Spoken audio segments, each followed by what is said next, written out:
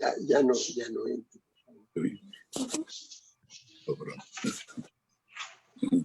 Hola, Miguel. Qué bueno que ya estás aquí. Hola, buenos días, buenas tardes. Buenas tardes, bienvenidos a todos. Muchísimas gracias por acompañarnos en este mediodía. Yo soy Elisa Garza y estamos transmitiendo desde la página de la Secretaría de Cultura del municipio de San Pedro Garza García, por lo que agradecemos a todos los ciudadanos que hacen posible este esfuerzo, especialmente al alcalde Miguel Treviño y a la secretaria de Cultura y Educación, la doctora Marta Eugenia Sañudo. No quiero dejar pasar en esta ocasión la oportunidad de agradecer a Georgina Morales, a la licenciada Georgina Morales, por esta iniciativa que ha impulsado la posibilidad del diálogo, del discernimiento, del encuentro.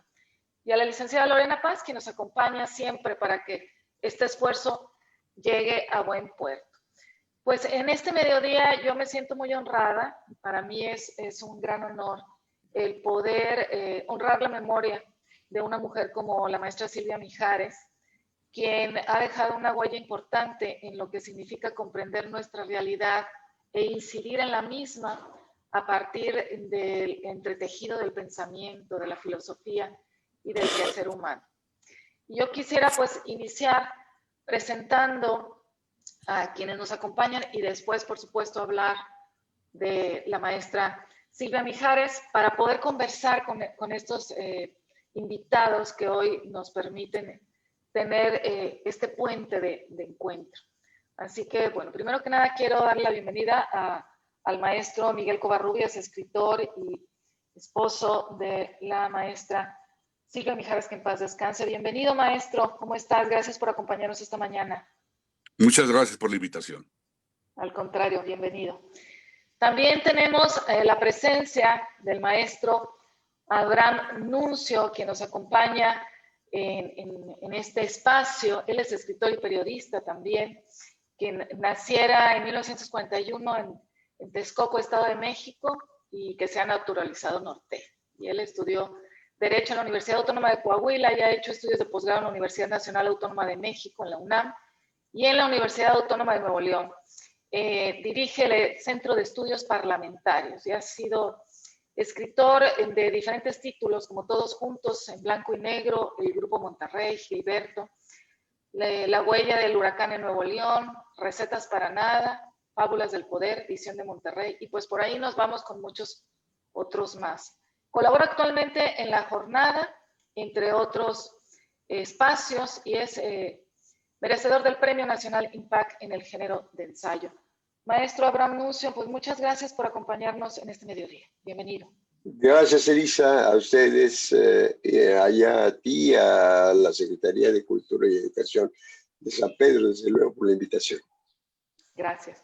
También tenemos la presencia de Dolores Hernández, quien es escritora y quien también ha sido alumna del maestro Miguel Covarrubias, entre muchos otros quehaceres. Bienvenida, Dolores, ¿cómo te encuentras?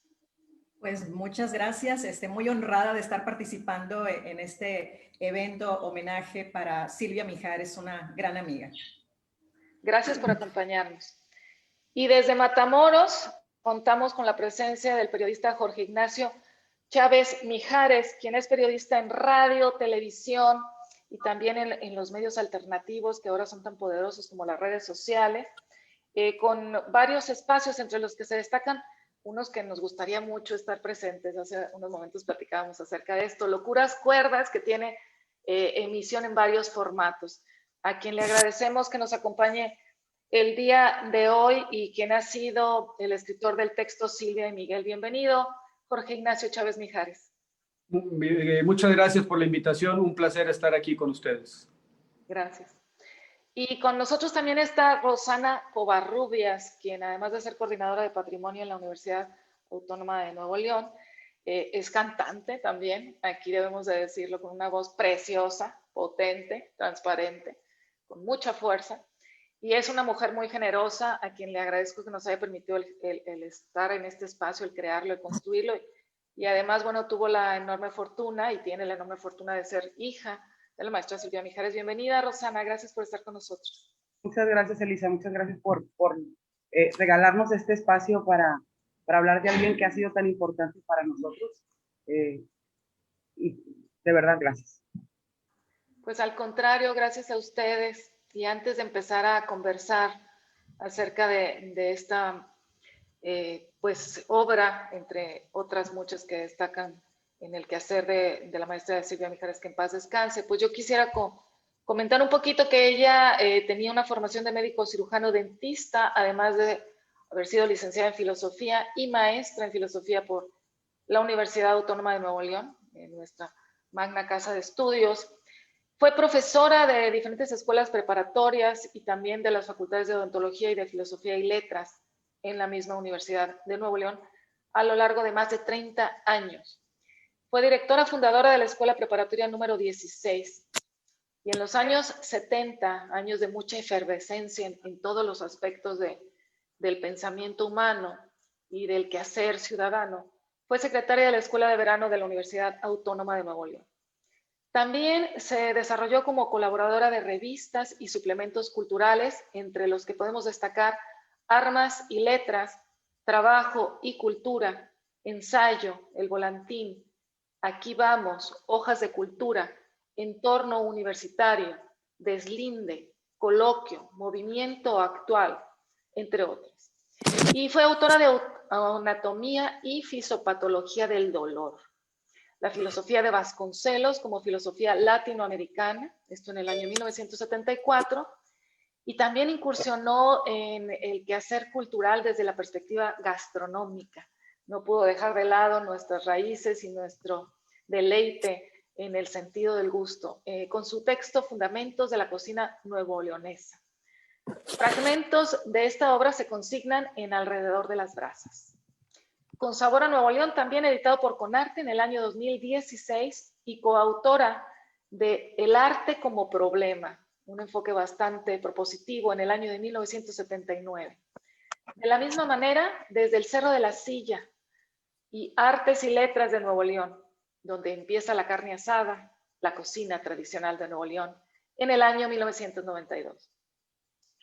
Y también colaboró con 2 libros póstumos de Ricardo Covarrubias, aparecidos en el año 2010, Las calles de Monterrey, tomo 4, y Escritores y Periodistas. Y por supuesto, pues tenemos Los pájaros impensables de la filosofía, que es el texto del día de hoy. Vamos a conversar, entre otros muchos aspectos de la vida, el quehacer y la obra que nos ha legado la maestra Silvia Mijares.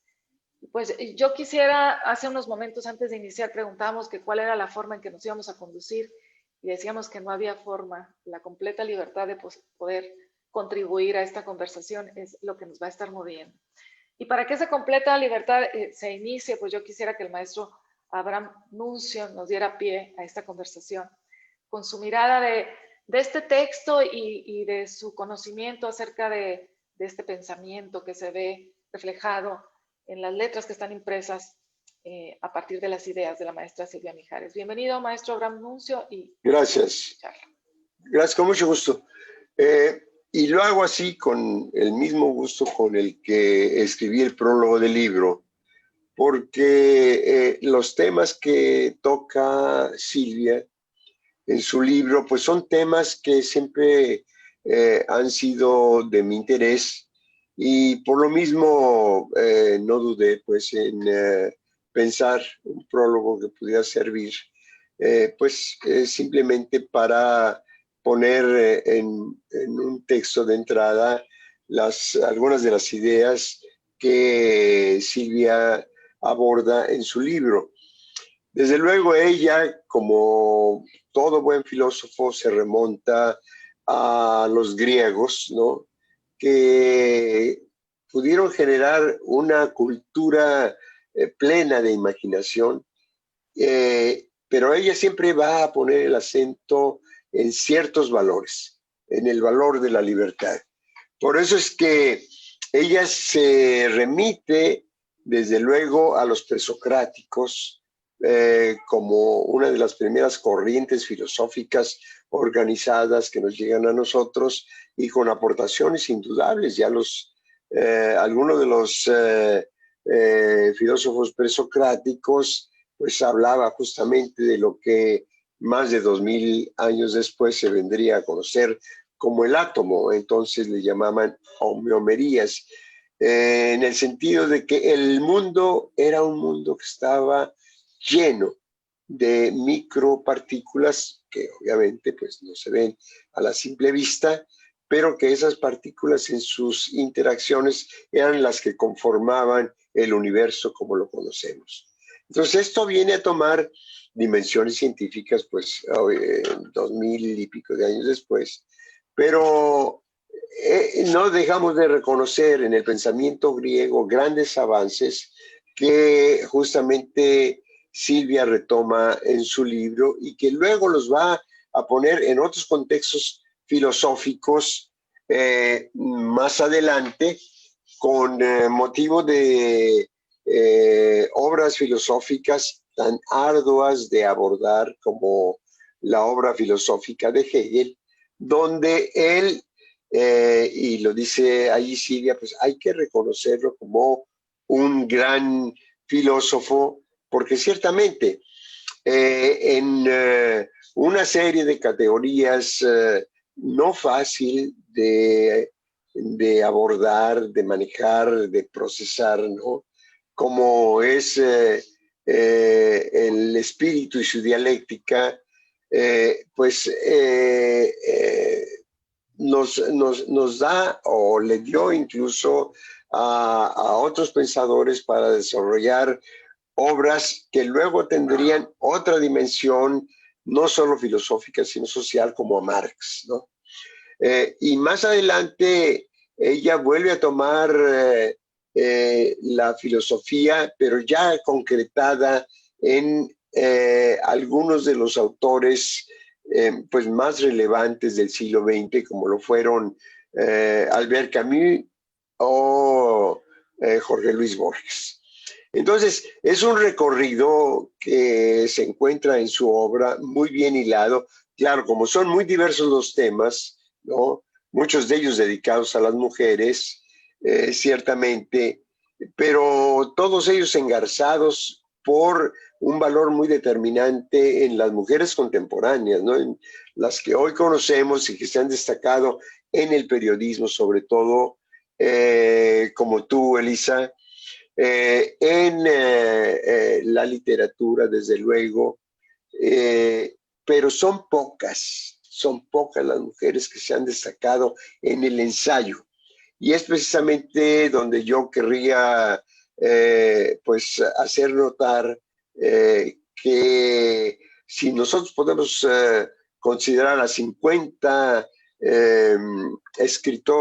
los 50 escritores más importantes de México, entre ellos mujeres, ¿no?, que han escrito novela, cuento, etcétera, pero son muy pocas las ensayistas. De esos 50 escritores no tenemos quizás sino acaso unos 5 ensayistas. Y lo que Silvia escribe uno tras otro de sus textos, pues son precisamente ensayos breves. Por eso es que ella misma se refiere a ese otro momento de la filosofía muy importante, que es el racionalismo expresado en los ensayos de Montaigne. De aquí el valor que yo le asigno al libro de Silvia. Realmente tenemos pocas mujeres que se hayan dedicado al ensayo filosófico o literario, que aquí Silvia aborda ambos, tanto los temas de carácter filosófico como los de carácter literario, están presentes en sus ensayos, ya, como ya lo digo, ¿no? Están desde los presocráticos, pasando por la filosofía aún idealista de Hegel, más tarde con la filosofía racionalista de Montaigne, ¿no? Y aterrizando en pensadores y escritores como lo fue Camus en su momento, y más tarde Borges, que pues es todo un tema para pasarnos no solo unos pocos minutos para hablar de él, ¿no?, sino varios días seguidos.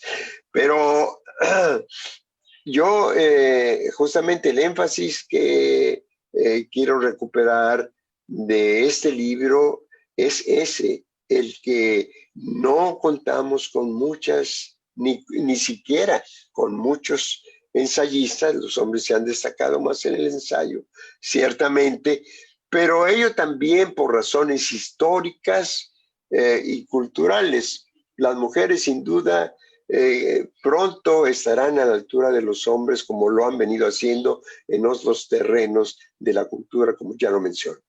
Eso es.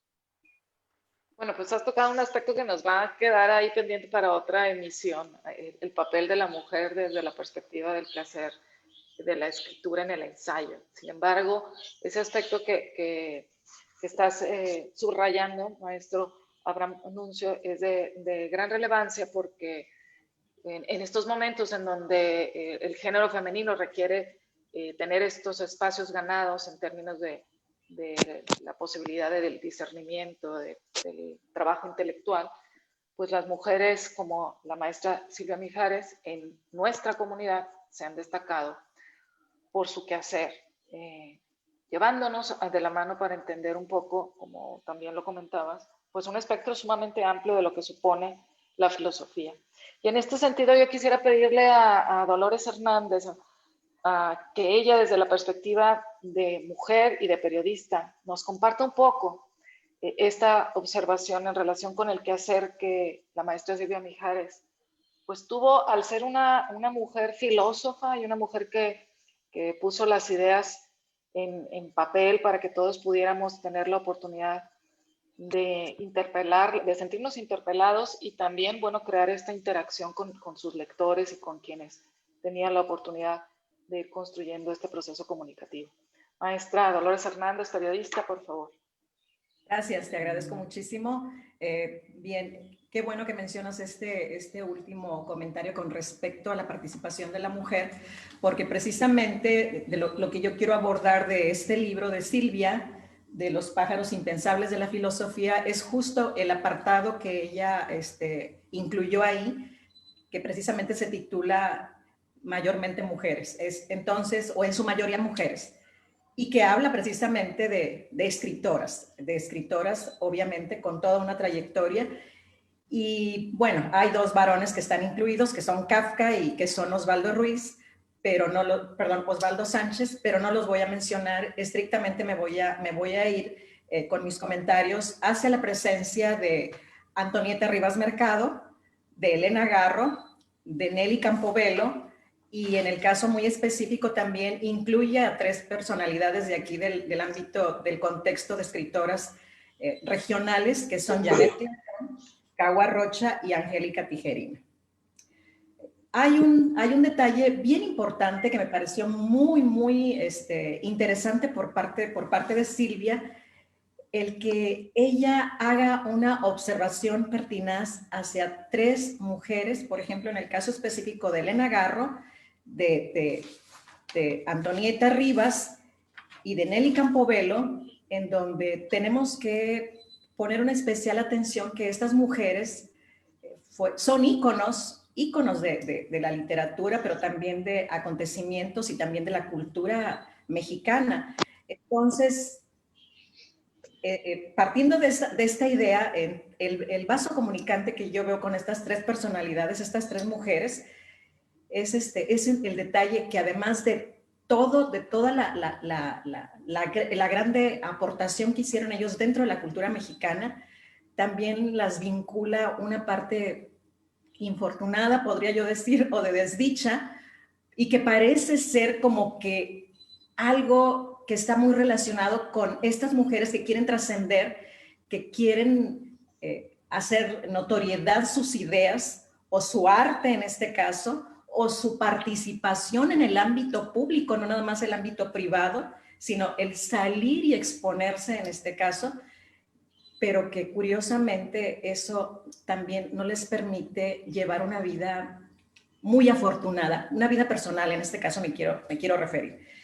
Y bueno, pues lo vemos con Antonieta Rivas Mercado, que es una mujer que sabemos perfectamente bien que es muy inteligente, es políglota la señora, es una mujer muy preparada, es una mujer que independientemente de que haya tenido las posibilidades económicas, porque sí las tuvo y con demasía, no se quiere anquilosar. Es decir, es una mujer que propone dentro de la sociedad, que está comprometida con la sociedad, que pugna precisamente por esta renovación que se está buscando en el ámbito cultural, y ella en principios del siglo XX precisamente pertenece a un grupo que son poetas, todos ellos hombres, que es el grupo de los contemporáneos, y que ella se va a vincular estrechamente con este grupo de escritores. Con este grupo de escritores en el que ella va a estar también participando activamente, es decir, no nada más ahí como de ornamentación, sino participando activamente con su postura ideológica, con su forma de vida, con su cosmovisión en este caso,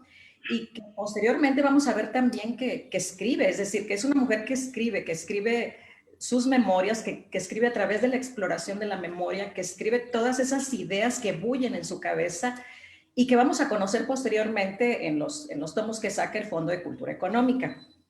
Esta mujer que es muy inquieta, es decir, que no nada más está muy pendiente de esto que están haciendo los artistas o de lo que ella también quiere hacer, sino, como yo decía hace un momento, esta preocupación que tiene por su México, por su país. Es este compromiso social. En ese sentido, también me parece muy relevante la participación de Antonieta Rivas Mercado. Entonces, bueno, pues a primera instancia quizás no se conocen mucho sus escritos. Posteriormente, te digo, qué bueno que nos lo presenta Fondo de Cultura Económica. 7 años creo que después de su muerte es cuando empiezan a aparecer ya en tomo sus publicaciones, pero que ahí vamos a ver toda esta ideología que bullía en ella, esta posición ante el mundo, esta posición ante la vida, esta posición como mujer incluso, porque se asume totalmente en el género femenino y lo aborda y lo dice con claridad, es decir, casi como diciendo, me atrevo a hablar o me atrevo a decir las cosas por su nombre, aunque el mundo sea regido por los hombres. Estoy parafraseando un poco. Y en ese aspecto es también algunas de las observaciones que hace precisamente Silvia, es decir, que no pasan por alto. Ella rescata mucho porque es bastante amplio el texto que aborda Silvia acerca de Antonieta Rivas Mercado. Bueno, me voy muy rápidamente ahora con Nelly Campobello. Nelly, que también es una persona que destacó muchísimo en las artes, que fue en el rubro de la danza específicamente, en donde ella se distinguió porque por muchísimos años estuvo dirigiendo la escuela de danza a nivel nacional, pero que también escribe. Nelly Campobello es una mujer muy especial, una mujer enigmática, diría yo, porque por una parte es alguien que se da la tarea de escribir, que irrumpe con una novela que se llama Cartucho y que aborda los temas de la Revolución Mexicana. Es decir, Nelly de pequeña vive todos los acontecimientos de la Revolución Mexicana y los rescata a través de la escritura, pero no es una escritura convencional, no es una escritura lineal a la que estamos acostumbrados a leer, sino es una escritura fragmentada. Es como este mundo caótico que ella registra a través de la escritura. Bueno, es como ese caos, y a partir de esa forma de fragmentación es que presenta estos, podrían llamarse relatos, crónicas, pequeños textos que van haciendo todo este compendio que conforma Cartucho. Y bueno, pues hasta del término cartucho que nos alude a algo relacionado con las armas, ¿verdad? Entonces, la aportación de Nelly es registrar desde la visión de una niña muy pequeña, con esta ingenuidad que caracteriza a los niños, este mundo de la revolución. Pero este mundo también quitado un poco de lo que conocemos oficialmente en la historia, que nos quieren poner hacia los revolucionarios, los cruentos, los malditos, los malvados. Aquí vamos a ver este mundo de estos revolucionarios que también son sensibles, que pueden compadecerse, que son capaces de cargar a una bebé, de acunarla, de llorar cuando hay algo que los conmueve también. El propio Pancho Villa lo mencionan ahí, que lloró. Entonces, quitar este estigma del revolucionario cruel, despiadado. Es una persona con sentimientos también. Entonces, pues bueno, todo esto lo retoma esta observación de esta niña que va viendo los acontecimientos. Y luego también tenemos un escrito bien interesante que también fue publicado precisamente también por Fondo de Cultura Económica, que es Las manos de mamá. Estos relatos donde Nelly pone un especial interés en la presencia materna. Curiosamente, se dice que somos una sociedad patriarcal, pero aquí vamos a ver que las madres juegan un papel importante y las mujeres también. Las mujeres de la revolución no son nada más las que siguen a los revolucionarios, sino son mujeres muy activas, son mujeres que se mueven. Y en el caso de la mamá de Nelly, pues es una mujer que se hace cargo de toda su familia, porque no tiene una presencia paterna ahí, que se haga cargo de 5 hijos que tiene, entre ellos Nelly, y va registrando cómo esa mamá luchona, esa mamá echada para adelante, pues es una mujer, estamos hablando de la época de la revolución, entonces quitar esos estigmas que existen de las mujeres sumisas, abnegadas, que están en una situación pasiva, es lo que nos está mostrando Nelly a través de la presencia de la mamá. Este amor tan acendrado que siente por su madre y admiración además, lo vamos a ver en Manos de mamá. Esos aspectos los quería destacar porque también los menciona de alguna forma Silvia, pero que además nos invita, eso es lo interesante, nos invita a acercarnos a la obra de estas escritoras. Y bueno, en este mismo rubro ya menciono a Elena Garro. Elena Garro, que pues aquí la menciona Silvia con una serie de obras de teatro, en este caso, hace alusión a obras de teatro, pero sabemos que Elena Garro también era cuentista y que también es novelista, ensayista, en fin, es una mujer muy prolífica dentro de la escritura, pero ¿cuál es el punto medular que podemos establecer con respecto a Elena Garro? Pues Elena Garro es una mujer también, volviendo a lo que yo decía en un inicio, con un compromiso muy fuerte socialmente hablando. Y es decir, ese mismo compromiso es precisamente el que la lleva a exiliarse de nuestro país. Es decir, es una mujer que les dice las cosas por su nombre, es una mujer que habla con claridad con respecto a los problemas sociales que están aconteciendo en nuestro país y eso origina precisamente este exilio de ella. Pero en este exilio, en este peregrinaje, pues ella sigue escribiendo. Vamos a ver en su literatura, como muy bien lo menciona aquí la maestra Silvia, que incide muchísimo precisamente en darle voz a través de su escritura a la clase más desprotegida, que son los campesinos y los indígenas, por ejemplo, o recoger esos ecos de la Revolución Mexicana, cuáles fueron los resultados de la Revolución Mexicana y que en un momento dado, pues lo que se esperaba o lo que nosotros estábamos pensando que se iba a conseguir, pues a veces queda en la pura ilusión. Entonces, esos aspectos vamos a ver muy recurrentemente dentro de la obra de esta gran escritora, Elena Garro, que nada más, a veces de repente a mí me da a veces un poquito de rabia cuando en algunos datos biográficos de ella, Elena Garro fue esposa de Octavio Paz. Bueno, ¿y eso qué? O sea, ¿qué hizo Elena Garro? Entonces, que tiene una vida tan rica dentro de la escritura, tan propositiva. Y además también el otro aporte de Elena Garro, igual que en el caso específico de Nelly Campobello, Elena Garro rompe también con ciertos cánones o ciertos moldes de la escritura. Una escritura que estaba acostumbrada a esta escritura que nos gusta, que nos den, como decimos a veces coloquialmente, servida en charola de plata. En el caso de Elena Garro, no. Elena Garro ya también nos empieza a presentar técnicas narrativas, estéticas nuevas dentro de la escritura. A ella se le ha relacionado mucho también como las precursoras del realismo mágico, que luego mucha gente nada más se lo adjudica a García Márquez, pero resulta que Elena Garro ya aludía al realismo mágico, que por cierto, aquí aclaro, a ella no le gustaba que la mencionaran como parte del realismo mágico porque decía que era una cosa mercantil. Entonces, pero bueno, pues ahí están las etiquetas también dentro de la escritura y hay que reconocer que ella es de las pioneras de esta propuesta del realismo.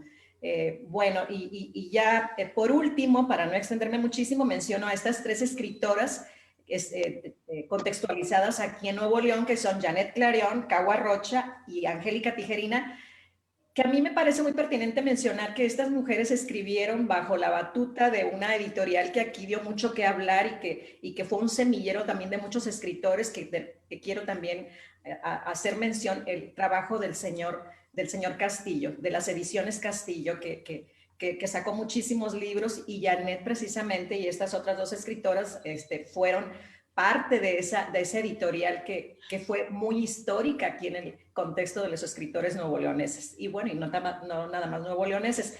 En el caso específico de Janet, Janet es una creadora de poesía, es traductora también, tiene un trabajo muy interesante de poetas italianos incluso, tiene trabajo también bastante importante como crítica literaria, como ensayista, como estudiosa de la obra de Gonzalo Rojas, este gran poeta chileno. El trabajo de Janet no nada más se circunscribe a estos aspectos, sino otra vez casi muy de la mano con este punto que yo quiero recalcar, que es este compromiso social, porque Janet también es editora, es decir, se ha dado la tarea de tener la editorial, vaso roto, ahí me aviento el comercial también, pero que es un trabajo bien importante y bien interesante y una aportación a nivel cultural dentro de la escritura y que vale la pena mencionar. Bueno, entonces Janet se centra mucho dentro de su poesía y el libro que menciona aquí la maestra Mijares, pues es esta mujer dando la espalda. Mujer dando la espalda, que fue su primer libro de poesía, pero bueno, pues ya tiene más.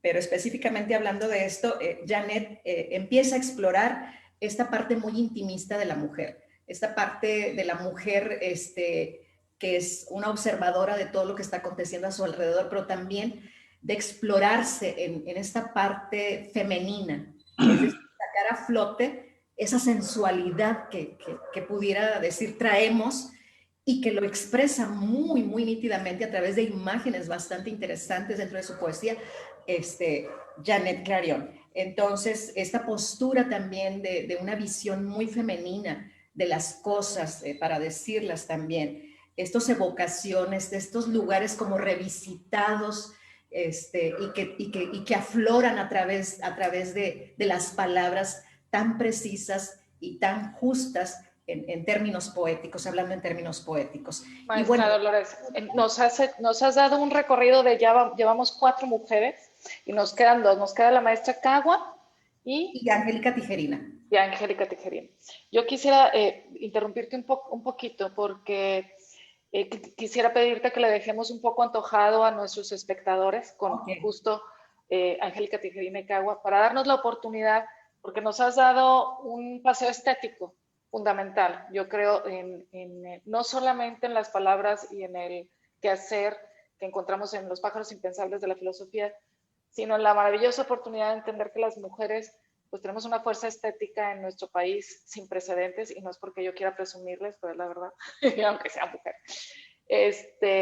Entonces, lo que quisiera también es darnos la oportunidad de podernos escuchar también todos, precisamente desde esta óptica. Y agradezco que nos permitas este espacio también para pedirle al maestro Miguel Covarrubias. Yo quiero presentar al maestro Miguel Covarrubias como poeta, narrador, ensayista, traductor, editor y compilador, quien estudiara letras y la maestría en letras españolas en la Facultad de Filosofía y Letras de la Magna Casa de Estudios de nuestro estado, la Universidad Autónoma de Nuevo León.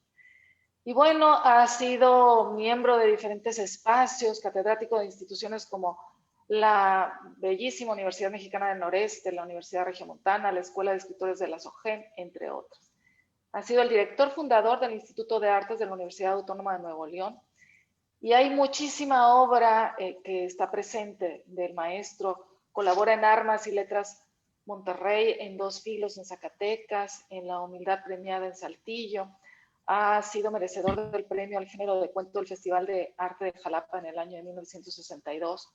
Premio a las Artes en el año 1989, otorgado por la Universidad Autónoma de Nuevo León, medalla al mérito cívico de la literatura y artes. Y bueno, me puedo pasar toda esta emisión hablando del maestro Miguel Covarrubias, pero yo quisiera pedirte, maestro, que nos compartas un poquito, y agradecerle de nuevo a la maestra Dolores porque me da esta oportunidad de que también escuchemos al maestro Miguel Covarrubias, acerca de la estética y de la importancia en la pluma de la maestra Silvia Mijares en términos de lo que mencionaba la maestra Dolores Hernández, hacer visible a la mujer, sobre todo en un espacio y en una comunidad como la nuestra. ¿Qué tan importante ha sido el legado de la maestra Silvia Mijares en cuanto a hacer visible a la mujer, maestro?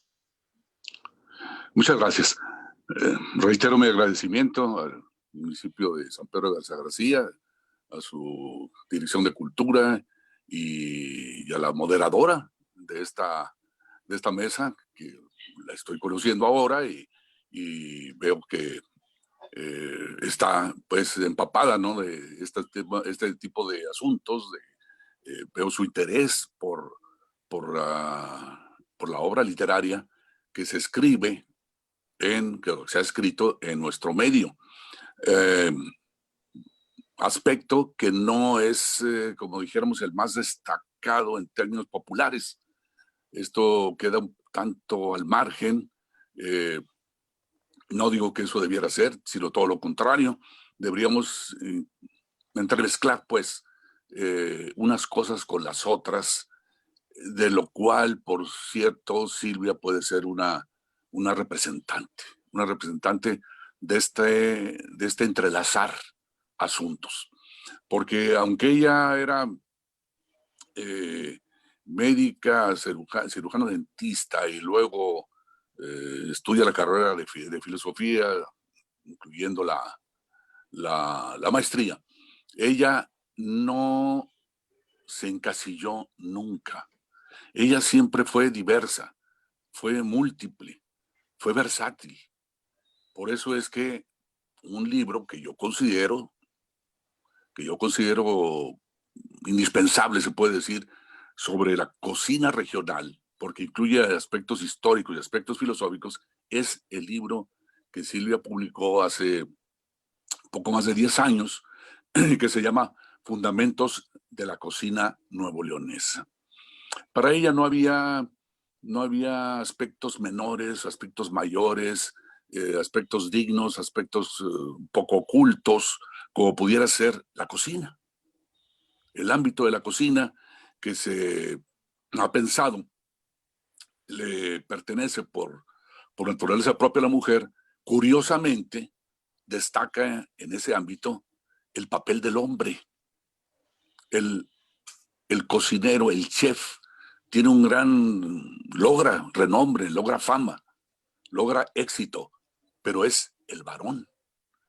A las mujeres se les piensa más bien frente a los comales de aquellos años, ya no ahora, pero de aquellos años sí, los comales, las estufas, etcétera, el guiso para la familia, o sea, un aspecto modesto, semioculto, pero que por otro lado es fundamentalmente algo esencial, es vital.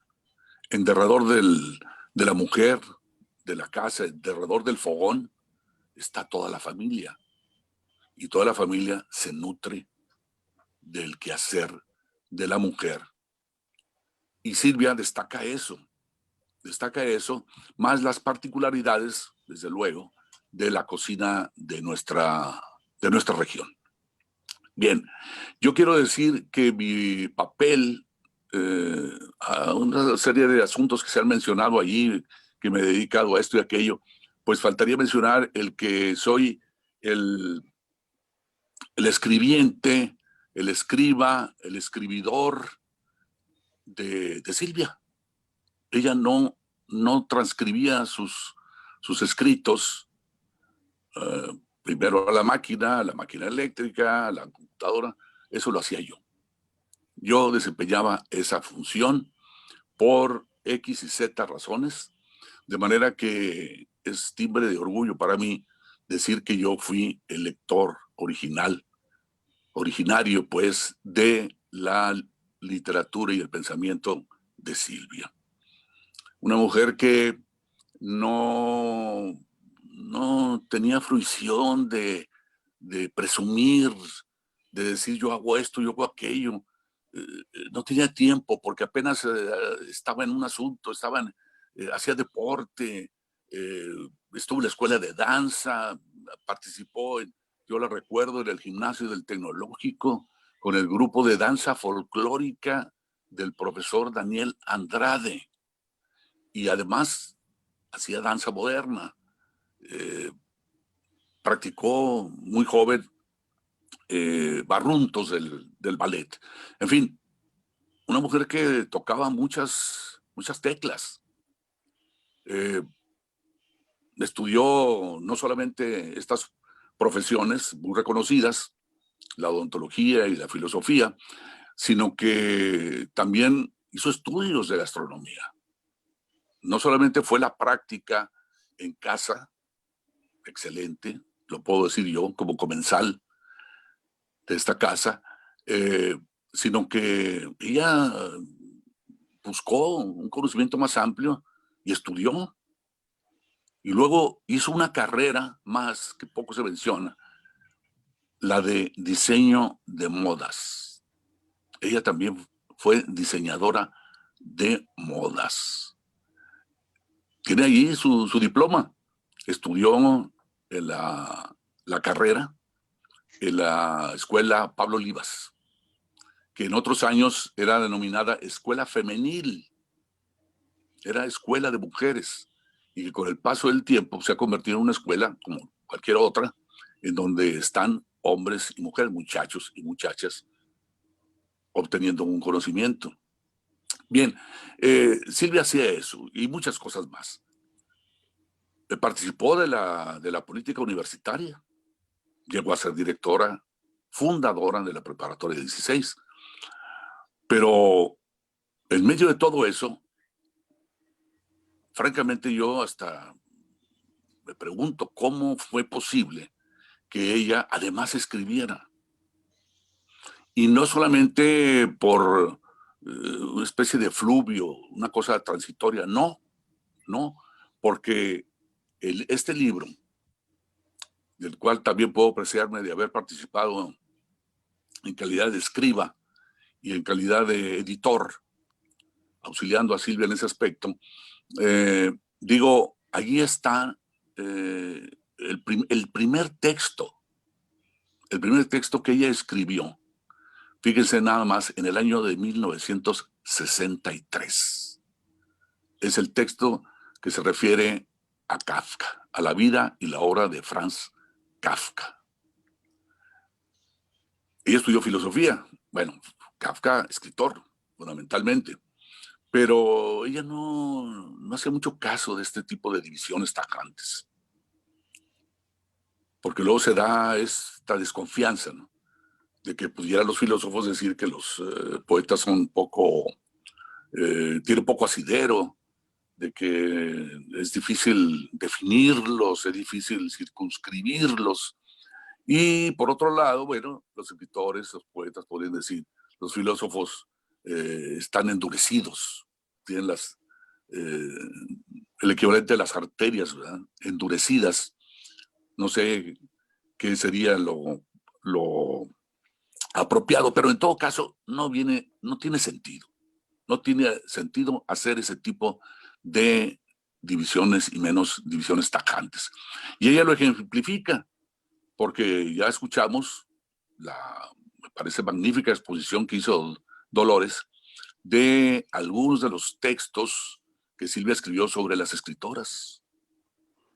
En momentos en que, por ejemplo, de Antonieta Rivas Mercado no se hablaba. Bueno, todavía a estas alturas no es precisamente la más conocida de las escritoras. Sin embargo, en más de un sentido es una pionera, es una piedra fundamental de la literatura moderna. Alguien la ha señalado así, la primera escritora moderna de México, una mujer que murió a los 31 años, de forma trágica. Tiene razón Dolores, estas mujeres tan notables como Antonieta Rivas Mercado, como Nelly Campobello y como Elena Garno, tuvieron vidas muy difíciles, muy azarosas. Vidas muy poliédricas, de mucha sustancia, no solamente en lo artístico, sino en todo, en todo. Un soporte de Vasconcelos, por ejemplo, en su campaña por la presidencia de la República, pues la tuvo en Antonieta Rivas Mercado, que se convirtió también en la cronista de ese periplo de la historia de México tan importante, en los albores de una democracia que tardaba y tardó muchos años después y que finalmente se fue decantando de alguna manera. Ya las cosas también no son iguales. La maestra Silvia lo aborda, el quehacer de Vasconcelos en su texto. Exactamente, tiene un texto sobre Vasconcelos. Y debo decirle, a propósito de eso, que ella asiste a la escuela que se llama José Vasconcelos, invitada por los padres de familia o la dirección de la escuela, para que les dijera quién había sido José Vasconcelos. Porque ya sabemos que si queremos saber de José Vasconcelos, a lo mejor la escuela que lleva su nombre no es la más indicada para decirnos cómo es, como cuando por las calles de una ciudad preguntamos a la gente dónde está esto, dónde está aquello, y los que son nativos de ese lugar no nos saben dar las razones más sencillas, más, dijéramos, fundamentales. ¿Dónde está esto? ¿Dónde está aquello? ¿Por qué fulano? ¿Por qué sultano? Y la mayoría de las personas no repara en algo que después de todo es fundamental en su comunidad. Pues hablando de lo fundamental, yo quisiera invitarte, maestro, a que nos puedas seleccionar una breve estrofa de algún poema para cerrar el programa en unos momentos más después de la participación de Jorge Ignacio Chávez y de Rosana Covarrubias, porque lamentablemente pues tenemos un tiempo limitado, pero si nos ayudas con esa selección, mientras también invitamos a Jorge Ignacio Chávez, periodista, para escuchar Me parece su muy bien. mirada acerca de Silvia. Muchas gracias, maestro. ¿Cómo no? Ignacio, ¿cómo observas tú estuviste muy de cerca de la maestra Silvia Mijares, que en paz descanse, por tu quehacer periodístico y también por tu relación pues familiar con ella? ¿Qué ha significado desde tu perspectiva periodística el legado de la maestra en términos también de hablar acerca del pensamiento humano, de colocar temas como los que mencionaba ahorita el maestro Miguel o Dolores, la maestra Dolores o el maestro Abraham Nuncio, tan variados, porque estamos hablando de empezar desde los inicios de la filosofía con el pensamiento griego hasta las circunstancias muy particulares que ciertos grupos vulnerables, como lo son los indígenas a los que aborda, como son los grupos de mujeres o aquellos grupos que buscaban un espacio en el ejercicio ciudadano. ¿Cuál es tu observación? Tienes apagado tu micrófono, Jorge, por favor. Gracias. Gracias. Primero que nada, muchas gracias al municipio de San Pedro por la oportunidad que nos dan de precisamente hablar y aterrizar algo tan íntimo y tan personal, porque al estar yo escuchando todo lo que la gente expresa de mi tía Silvia, porque eso es lo que fue para mí siempre ese concepto, tía Silvia, dicho con dilección, dicho con afecto, dicho con cariño, y creo que es el reflejo del amor que le tenía mi madre a su hermana del alma, con la que convivió con ella, y yo era pues una especie de testigo cercano, silencioso, porque yo era el hijo menor de mi madre y me tocaba asistir con ella a aquellas visitas, hoy vistas en retrospectiva, puedo decir que pues eran unas visitas que para mí era empaparme de cultura, empaparme de letras, escuchar a mi tía Silvia desde mi trinchera de sobrino, jamás jamás la vi a ella como la ven ahora ustedes, y ahora que veo todo lo que ella hacía mientras yo estaba cerca en las vacaciones de verano, pues me siento profundamente privilegiado, sobre todo cuando aquellas dialécticas en las que mi madre y mi tía Silvia tenían sus diferencias en cuanto a conceptos de vida, pero finalmente el amor entrañable que se tenían, yo era testigo de esas muestras que eran adornadas con pláticas para mí como joven, como niño, pues eran de mucha profundidad, pero que me seducían y me atrapaban, y mi tía tuvo esa virtud en mí de que me sembró una infinidad de dudas, una infinidad de ideas en las que yo tenía que ir a verificar de una u otra forma, o incluso tener que abordar a mi madre después de que se acababan esas dialécticas entre ella y su hermana. Yo le decía, ¿qué quiso decir mi tía con esto? y ya posterior, yo con el temor y el respeto y la admiración que le tenía a mi tía, no me atrevía a preguntarle a ella, sino a quien le preguntaba era mi madre, y mi madre me decía, pues pregúntale tú directamente, y con el devenir del tiempo me surgió ya esa facilidad de poder abordarla a ella en un sinfín de temas. Recuerdo que cuando mis primeras visitas a la ciudad de Monterrey tienen estrictamente que ver con las visitas que mis padres hacían a Silvia y Miguel, Miguel y Silvia, y recuerdo que siempre para mí eran mi tío Miguel y mi tía Silvia, y tenía por ahí algunos otros primos que les hablaban de tú a ellos.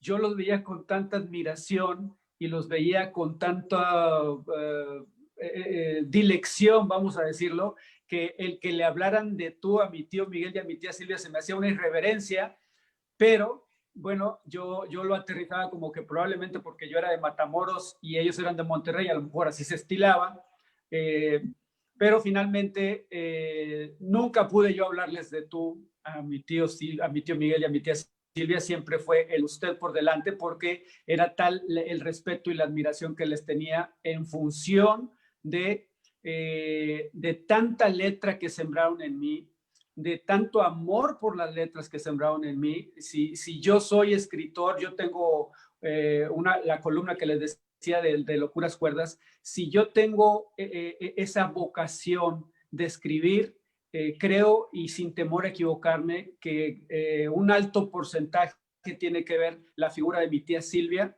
la figura de mi tío Miguel, para que yo pueda citar a cuanto escritor pueda haber yo mamado de ellos o haber anhelado leer por ellos, ¿verdad? Yo decía, en algún momento mi tía Silvia habló respecto